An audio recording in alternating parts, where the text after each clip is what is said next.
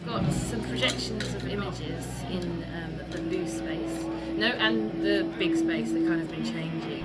And they're like images of advertising stock images that I've kind of created a set with, and then put models of blocks of colour within those sets, and then taken photographs of the set so it becomes a still image. I think it's really exciting because it gives you more freedom to do stuff that might sort of fail as well, because it's kind of not a gallery that's commercial in any way. And I think because the thing about this is like the crossover between music and art within this context is great, because that I'm really interested in always crossing over between different mediums, and some galleries are exclusively about art, and now, especially now, we know that that's not really true, that everything all like creative mediums. When you were at school, did you know that you wanted to do something in art? Did you want to do? Yeah. I didn't know what, and I still don't know what. Because, I mean, I think to be.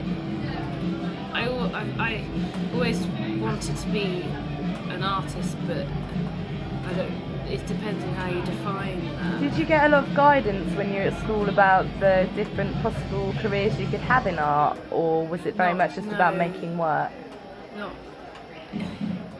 Well, because I did design and communication A-level as well as art A-level, so actually I'm a junior creative in an advertising firm, which totally is.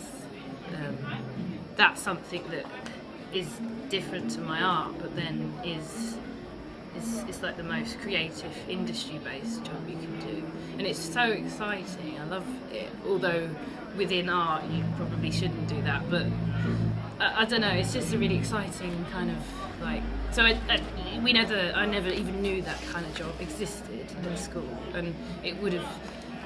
I think it would have been good to have like a real clear overview of what kind of industry-based creative jobs you can do. It's a bit of a mystery, isn't it? It is a mystery, but then at the same time, I did a fine art degree, and I think that was really important, because then that has given me a different way of looking at the industry job that I'm doing, and it's given me more of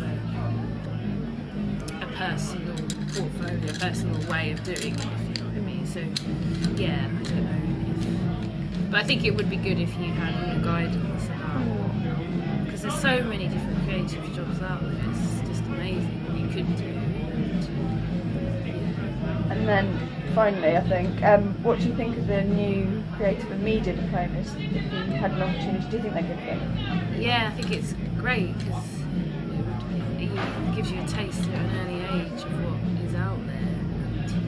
And I didn't have that, and I, for example, on my foundation, I chose to do jewellery design as opposed to fine art, and it would have been good to have had that taste in that when I was younger, because I probably would have not made the mistake, because I made a mistake of choosing that and actually had to change degrees.